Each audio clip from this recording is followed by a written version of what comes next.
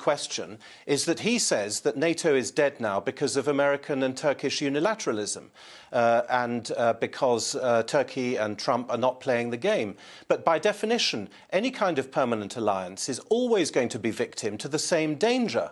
There would be exactly the same danger of the free rider, which Macron identified, and of divergent policy choices, which he also identified, within a European alliance. So politically speaking, and above all militarily, because the sheer weight of American power is so gigantic in comparison to the ultimately insignificant European power, that, yes, there could be a European alliance, but it would not reflect hang on, John. like anything like the realities that NATO currently has. There is really no need for any sort of common defence mechanism in Europe, whether it's including the US or even without the US. I don't believe in permanent alliances. I think that countries have to take care of their own security, above all.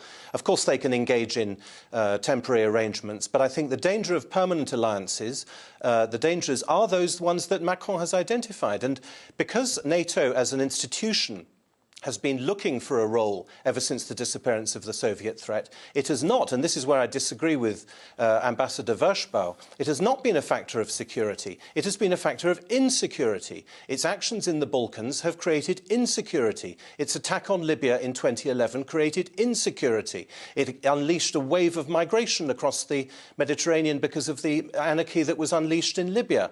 And Europeans are the ones paying the price for the blowback from these operations, which were ultimately backed, if not in most cases initiated, by the Americans. So this is the fundamental dysfunctionality of NATO. All right, let me bring in Alexander. I think you might have a slightly different perspective, having been a US ambassador. Let me get you to answer to some of the points that John's raising there.